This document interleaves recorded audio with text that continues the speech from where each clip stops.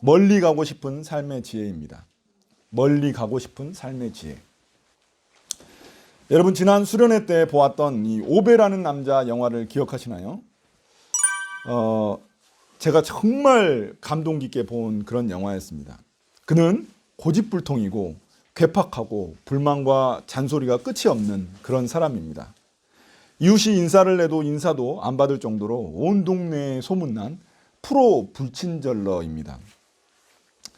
그러나 우리가 그 사람의 일생을 보면 그를 어느 정도 이해할 수가 있습니다.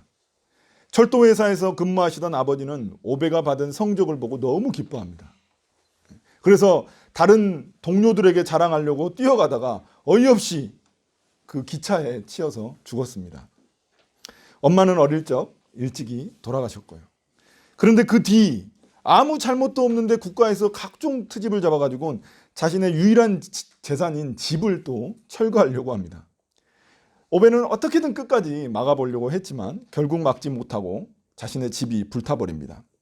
그때도 원래 옆집에서 불이 처음 났거든요. 그 옆집에 불 나가지고 그 옆집 사람 구하다가 자기 집이 그냥 같이 타버린 거예요. 그래가지고 자기 집은 구하지 못한 겁니다.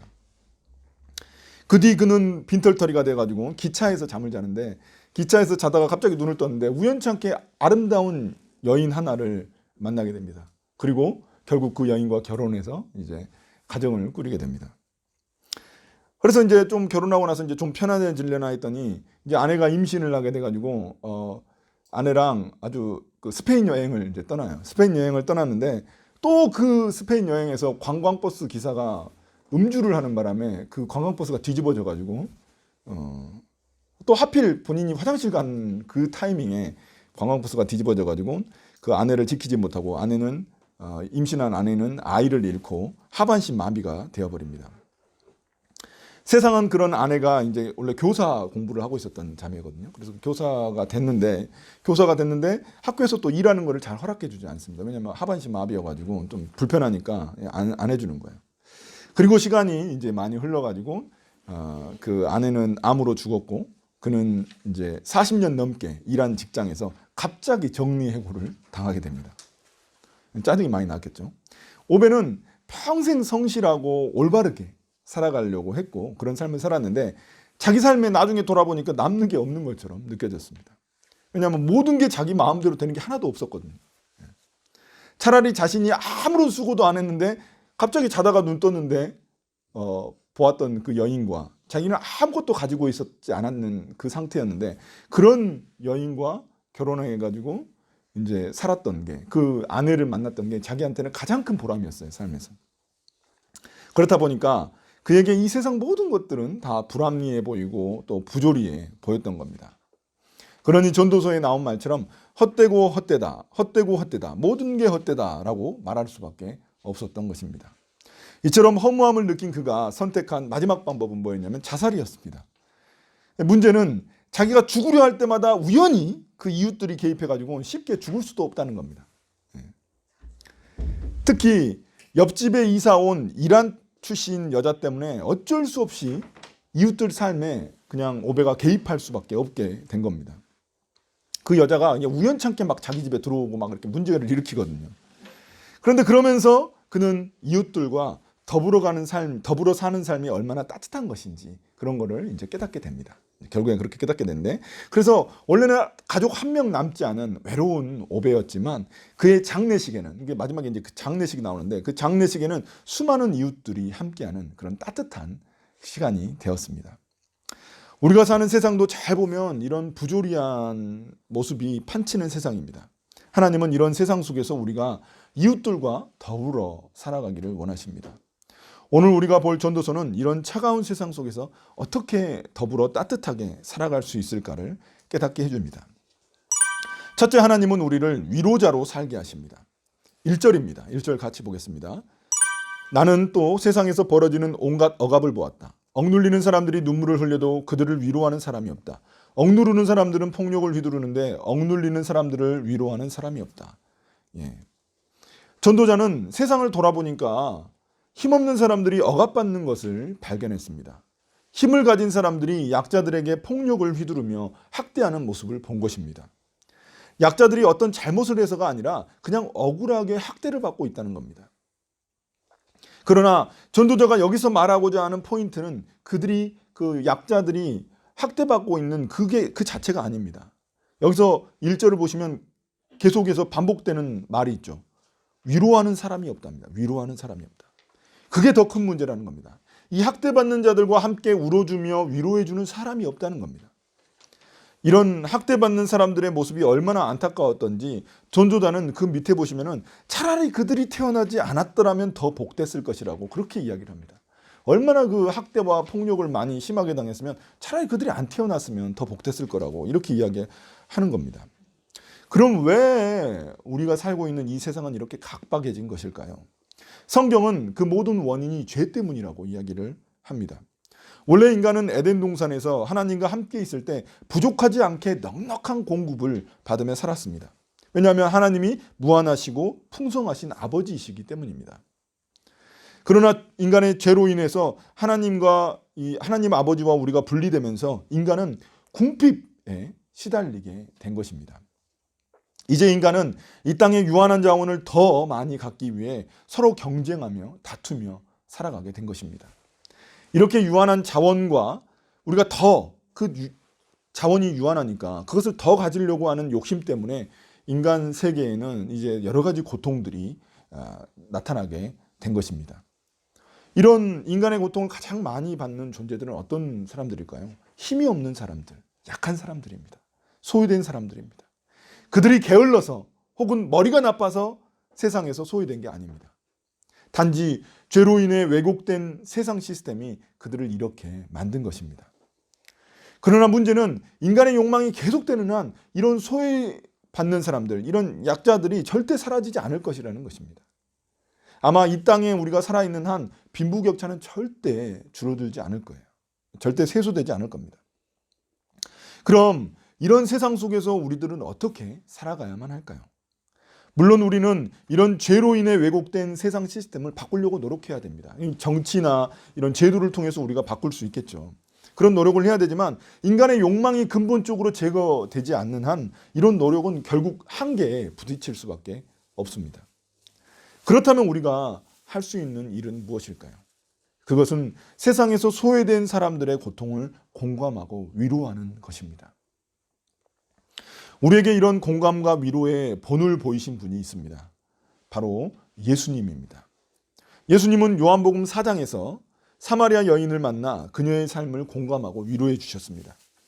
지금까지 그녀를 거쳐간 남편이 5명이나 될 정도로 그녀의 삶은 너무 복잡했습니다.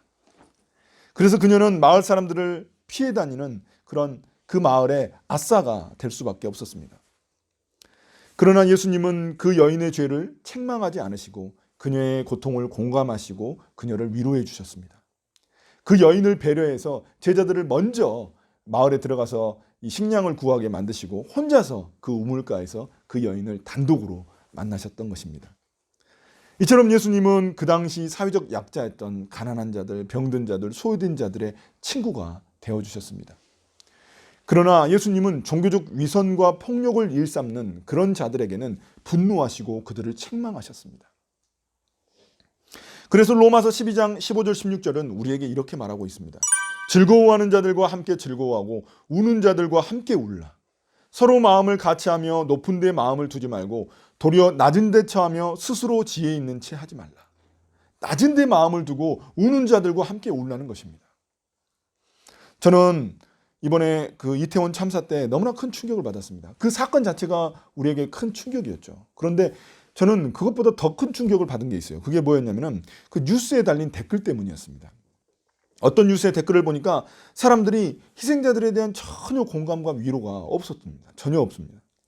자기가 놀고 싶어서 갔다가 그냥 죽은 건데 왜 내 세금을 그 유족들한테 나눠줘야 하느냐면서 비난을 했습니다. 그런 댓글이 그냥 거의 대부분이었어요. 그 네이버 그 뉴스를 보는데 그 밑에 댓글들이 다 그런 거였어요.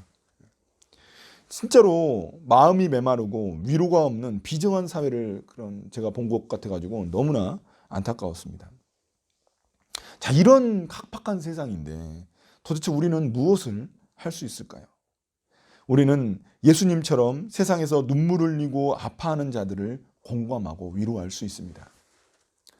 우리 주변에도 분명히 위로가 필요한 사람들이 있을 것입니다. 우리의 친구가 될 수도 있고 또 우리가 보지 못하는 그런 사람들이 될 수도 있겠죠.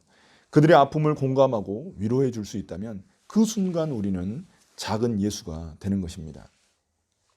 그러나 우리가 이런 위로자가 되어야 한다는 말을 하면 분명 어떤 사람은 지금 내 상황이, 내 삶이 지금 내 코가 석잔데 남을 위로할 그런 여유조차 없다 나는. 차라리 나를 도와주라. 이런 말을 하는 사람도 있을 겁니다. 맞는 말입니다. 내가 너무 마음이 바쁘고 복잡한데 어떻게 남의 아픔에 귀를 기울일 수 있겠습니까? 자기 마음에 여유가 없는 사람은 남을 공감하거나 위로할 수도 없습니다. 그래서 둘째, 하나님은 우리를 자족하며 살게 하십니다. 4절입니다. 4절은 같이 한번 읽어볼까요? 자, 시작. 온갖 노력과 성취는 바로 사람끼리 갖는 경쟁심에서 비롯되는 것임을 나는 깨달았다. 그러나 이 수고도 헛되고 바람을 잡으려는 것과 같다. 전도자는 사람들 사이에 만연해 있는 그 경쟁에 주목합니다. 경쟁. 그는 인간의 노력과 성취들이 그 마음속에 있는 경쟁심에서 비롯된다는 그 사실을 꿰뚫어 본 겁니다. 분명히 건전한 경쟁은 문명의 진보와 성취, 번영을 우리에게 가져다 줍니다. 그러나 경쟁은 이웃에게 시기심을 불러일으키기도 합니다. 누군가 더 많이 가지려고 하고 더 높이 올라가려고 하면은 그 다른 누군가는 더 적게 가져야 되고 더 낮아질 수밖에 없는 것입니다. 경쟁 사회이기 때문이죠. 그래서 내가 시기심의 대상이 되기도 하고 또는 내가 시기하는 그런 사람이 되기도 합니다. 그러다 보니까 어느 순간인가 이 본질은 잊어버리고 경쟁자를 앞서려고 하는 그런 이기적인 동기만 남아서 더 치열하게 경쟁하게 되는 거죠. 그러나 우리가 잘 알다시피 이런 무한 경쟁은 과도한 노동과 수고로 이어져서 결국 우리 삶의 안식과 평안을 빼앗아 가게 됩니다. 그러므로 전도자는 이런 수고도 헛되고 바람을 잡으려는 것 같이 어리석은 일이라고 말하고 있는 것입니다.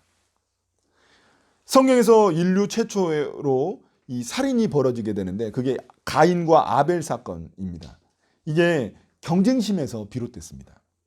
창세기 4장에 기록된 이 사건은 농사를 짓는 가인과 목축을 하는 아벨 사이에 일어난 일입니다. 가인은 자신이 지은 농작물을 하나님께 드렸고 아벨은 목축한 양의 첫 새끼를 하나님께 드렸습니다. 그런데 하나님은 무슨 이유에서인지 아벨의 제물은 받으시고 가인의 제물은 받지 않으셨습니다. 이렇게 짐승이고 이거는 곡식이라서 그런 게 아니라 이상하게 그 아벨은 받으시고 가인의 제물은 받지 않으셨어요. 그러자 가인은 몹시 화를 내면서 결국 동생 아벨을 죽여버렸습니다. 이게 바로 성경에 기록된 인류 최초의 살인사건이었던 거죠. 그의 과도한 경쟁심이 결국 동생까지 희생시켜 버린 것입니다. 이 가족도 이런데 어떻겠습니까? 우리들이 이 세상이 어떻겠습니까? 우리가 잘 아는 사울과 다윗 이야기도 마찬가지입니다. 사울이 다윗을 미워하게 된 계기는 사람들이 외치는 함성 때문이었습니다. 사울이 전쟁터에서 죽인 사람은 천천이고 다윗이 죽인 사람은 만만이라고 이야기했습니다. 그러니까 뭐야? 내가 왕인데 나는 죽인 사람이 천천이고 다윗은 자기 부하인데 만만이라고 하니까 다윗이 훨씬 용감하고 용맹하고 많은 성과를 거뒀다는 그런 말입니다. 이에 사울은 시기 질투하여서 어떻게든 다윗을 제거하려고 했습니다. 이처럼 과도한 경쟁심은 마음의 평안을 빼앗아가고 또 누군가를 희생시키는 그런 나쁜 결과를 낳게 됩니다. 그럼 우리는 이런 경쟁에서 벗어나기 위해 무엇을 할 수 있을까요? 자, 5절입니다. 5절 보시면 어리석은 사람은 팔짱을 끼고 앉아서 제 몸만 축낸다. 그러니까 일은 안 하고 이렇게 팔짱을 딱 끼고 앉아가지고 이렇게 가만히 있는 거예요. 일은 안 하고 이렇게 가만히 있는 거죠. 그렇게 이렇게 가만히 있으면은 뭐 해야 된다고요? 파멸에 이르게 된다. 자기 몸을 갉아먹게 된다. 이런 게으름을 경고하는 그런 속담입니다. 아예 경쟁에서 벗어나가지고 이 자포자기하는 그런 사람들이 있다는 겁니다. 그러나 성경에서는 이런 사람을 게으른 사람, 또 어리석은 사람이라고 이야기합니다. 어리석은 사람의 최종 종착지는 자기 파멸입니다. 그러니까 자기 살을 파먹는 거죠. 자기 몸만 축내는 거죠. 성경에서 말하는 방법은 이게 아닙니다. 경쟁에서 벗어날 수 있는 방법은 그게 아닙니다. 오히려 6절입니다. 6절 보시면 한번 같이 읽어볼까요? 6절도. 자, 시작. 적게 가지고 편안한 것이 많이 가지려고 수고하며 바람을 잡는 것보다 낫다. 이 구절을 다른 성경에서 보면은 이렇게 표현합니다. 두 손 가득하고 수고하며 바람을 잡는 것보다 한 손에만 가득하고 평온함이 더 나으니라. 이 두 번째 번역이 우리에게 좀 더 와닿는 것 같습니다. 두 손 가득 쥐려고 욕심내기보다는 한 손만 쥐고 다른 한 손은 평안함을 가지라는 겁니다. 요즘 말로 말하면 이 워라벨을 중시하라는 겁니다. 그렇지만 성경이 말하는 워라벨은 자기 자신만을 위하는 이기적인 워라벨이 아닙니다. 성경에서 말하는 것은 내가 10개 가져갈 수 있는데 나는 그냥 5개만 가져가고 이웃을 위해 5개는 남겨두는 그런 삶의 태도를 말하는 것입니다. 의도적으로 그냥 자기는 5개만 가져가는 거죠. 10개 가져갈 수 있지만 우리가 욕심 많은 아이들 보면은 두 손에 과자를 가득 쥐고 그냥 다 먹지도 못하는데 두 손에 가득 쥐잖아요. 또 그 장난감도 두 손에 가득 쥐고 아무도 안 주려고 하잖아요. 이런 아이의 모습이 우리의 모습과 같다는 겁니다. 과도한 경쟁심으로 많은 성과를 이루려다가 정작 삶에서 가장 중요한 것을 놓치는 경우를 많이 보게 됩니다. 그러니까 아예 자포자기한 거, 게으른 것도 문제고 위험하지만 과도한 경쟁심, 그것도 엄청 위험하고 또 우리의 삶을 망가뜨린다는 겁니다. 그냥 성경은 자족하는 마음을 가지라고 말하고 있습니다. 자족하는 마음. 이것은 나도 살리고 남도 살리는 길이기 때문입니다. 지금까지 우리는 서로에게 위로자가 되어줘야 된다. 또 자족하는 삶을 살아야 한다고 했습니다. 그러나 이 두 가지가 최종적으로 가리키는 삶의 방향이 있습니다. 그것이 무엇일까요? 그래서 마지막 세 번째, 하나님은 우리를 이웃으로 살게 하십니다. 이 점을 설명하기 위해 전도자는 한 남자의 예를 듭니다. 8절입니다. 한 남자가 있다. 자식도 형제도 없이 혼자 산다. 그러나 그는 쉬지도 않고 일만 하며 산다. 그렇게 해서 모은 재산은 그의 눈에는 차지 않는다. 그러면서도 그는 가끔 어찌하여 나는 즐기지도 못하고 사는가? 도대체 내가 누구 때문에 이 수고를 하는가? 하고 말하니 그의 수고도 헛되고 부질없는 일이다. 전도서는 가족이 없는 독신남을 지금 이야기하고 있지만 이거는 자기 성취만을 위해 주변을 돌아보지 않는 그런 사람도 포함한다고 우리가 볼 수 있습니다. 평생 일만 죽으라 하고 많은 재산을 모았지만 결국 허무한 마음만 들었다는 겁니다. 몸과 마음 다 망치고 주변 사람들 다 떠나고 홀로 남아가지고 이런 독백을 하게 되는 경우를 많이 봅니다. 어찌하여 나는 즐기지도 못하고 사는가? 도대체 내가 왜 누구 때문에 이런 수고를 하는가? 자신만을 위해 많은 수고를 하여 살아왔지만 결국 자기 마음 안에 있는 평안과 기쁨과 사람들 다 잃어버린 자의 고백인 것입니다. 그래서 성경은 우리에게 이렇게 말합니다. 9절부터 12절인데요. 혼자보다는 둘이 더 낫다. 두 사람이 함께 일할 때 더 좋은 결과를 얻을 수 있기 때문이다. 그 가운데 하나가 넘어지면 다른 한 사람이 자기의 동물을 일으켜 줄 수 있다. 그러나 혼자 가다가 넘어지면 딱하게도 일으켜 줄 사람이 없다. 또 둘이 누우면 따뜻하지만 혼자라면 어찌 따뜻하겠는가? 혼자 싸우면 지지만 둘이 힘을 합하면 적에게 맞설 수 있다. 세 겹줄은 쉽게 끊어지지 않는다. 이 삼겹줄은 끊어지지 않는다. 이런 우리가 잘 듣는 표현이죠. 여기서 나오는 건데 서로 위로하고 격려하며 함께 살아가는 삶, 이게 지혜로운 삶이라고 전도자는 이야기하고 있는 것입니다. 삭막한 세상 속에 우리를 보내신 하나님이 우리에게 이렇게 살아가라고 보내주신 바로 선물이 뭐냐면 바로 교회입니다. 교회. 또 하나의 가족, 교회입니다. 교회 공동체는 하나님이 이 세상에 심으신 위로의 공동체이고 자족하는 공동체이고 함께 나누며 살아가는 공동체인 것입니다. 티벳의 훌륭한 그리스도인이었던 썬다싱이라는 사람이 있습니다. 그가 눈보라치는 추운 겨울날 한 사람이 눈 속에 쓰러져 죽어가고 있는 것을 발견했습니다. 죽지 않았으니 데려가자고 하는데 썬다싱과 같이 가던 사람은 우리도 힘들고 위험하다면서 혼자 그냥 내버려두고 그냥 자기 혼자 가버립니다. 썬다싱은 쓰러진 그를 외면하지 않고 그를 업고 갑니다. 가다 보니까 홀로 먼저 갔었던 그 사람은 길바닥에 쓰러져 얼어 죽어 있었습니다. 하지만 등에 업힌 사람과 또 썬다싱은 서로의 체온으로 몸을 덮여줬고 추운 줄 모른 채 마을까지 도착하여 둘 다 살 수 있었습니다. 삭막한 이 세상 혼자서도 잘 살 것 같지만 그렇지 않습니다. 힘들어하고 고통 가운데 있는 이들을 우리 등에 업으면 그 사람도 살고 우리도 살 수 있는 것입니다. 하나님은 이스라엘 사회의 타락을 체크하는 리트머스 시험지를 가지고 계셨습니다. 그것이 뭐냐면 바로 소외된 자들을 이스라엘 백성들이 어떻게 대하는가를 보신 겁니다.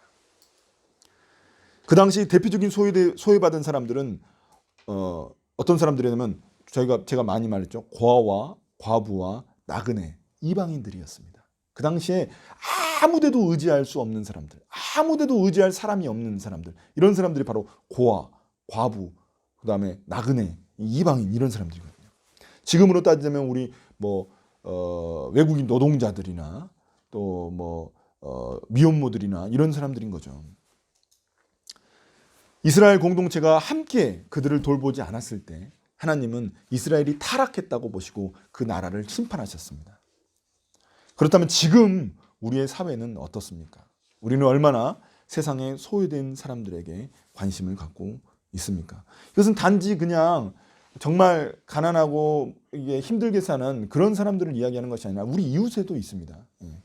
소외된 사람들이 있다는 거예요. 이제 오늘 말씀을 마무리하겠습니다. 제가 처음 말씀드린 오베라는 남자의 주인공 오베는 부조리한 세상으로부터 많은 상처를 받은 사람입니다. 의도하지 않았지만 많은 상처를 받았어요. 그는. 그래서 세상의 마음을 닫고 자기 세계에 갇혀가지고 자기 원칙을 만들어 놓고 그렇게 살아가는 스스로 자기가 소외돼 버린 그런 사람입니다. 그런데 그가 점점 자신의 상처를 벗어나 이웃의 상처에 관심을 갖기 시작합니다. 거기에 보면 막 여러 가지 일들이 일어나거든요. 그럼 그 오베가 이렇게 도와줘요. 어쩔 수 없이 도와줘요. 도와주게 되는데 그때 도와줄 때 그가 도와줄 수 있었던 그런 선택을 하게 됐던 동기가 있습니다. 그게 뭐냐면 자신에게 유일한 선물과도 같았던 사랑하는 아내 소냐라면 어떻게 했을까? 이 생각을 하는 거예요. 자기는 그런 마음이 없어요. 도와주고 싶은 마음이. 근데 자기 아내 소냐라면 어떻게 했을까? 이런 생각을 하는 거예요. 그래가지고 고양이도 싫어하는데 고양이도 데려다가 키우고 동성애자도 별로 싫어하지만 아무튼 도와주고 같이 잠도 재워주고 막 이래요. 그는 이 질문 때문에 점점 다른 선택을 하게 됐고 남의 상처에 관심을 갖게 됐습니다. 그 이웃의 삶에 개입하게 된 거죠. 그런데 놀랍게도 남의 상처를, 남의 아픔을 도와주다 보니까 자신의 상처가 치유되고 있다는 것을 알게 된 겁니다. 사랑하는 성도 여러분, 우리는 원래 이웃에게 별로 관심이 없는 그런 죄인들입니다. 그러나 내가 그 오베처럼 내가 사랑하는 그 주님이라면 어떻게 하셨을까? 이런 생각을 하게 됐을 때, 이런 질문을 하게 됐을 때 우리의 선택은 분명히 바꿔질 것입니다. 또한 우리가 이웃에게 관심을 가지면 누구보다 더 큰 유익을 누리는 사람은 바로 우리 자신일지 모릅니다. 그것이 바로 이웃과 더불어 살아가는 사람들이 행복한 비밀입니다. 그 사람들의 행복의 비밀이 바로 여기에 있다는 겁니다. 아프리카 속담에 이런 말이 있습니다. 빨리 가고 싶으면 혼자 가라. 그러나 멀리 가고 싶으면 함께 가라. 우리 그리스도인들의 삶이란 세상 사람들 다 빨리 가려고 할 때 오히려 멀리 갈 수 있는 그런 삶의 선택을 하는 것입니다. 저는 우리 모든 다카포 식구들이 그런 멀리 갈 수 있는 그런 삶의 선택을 하시기를 예수님의 이름으로 축복합니다. 아멘.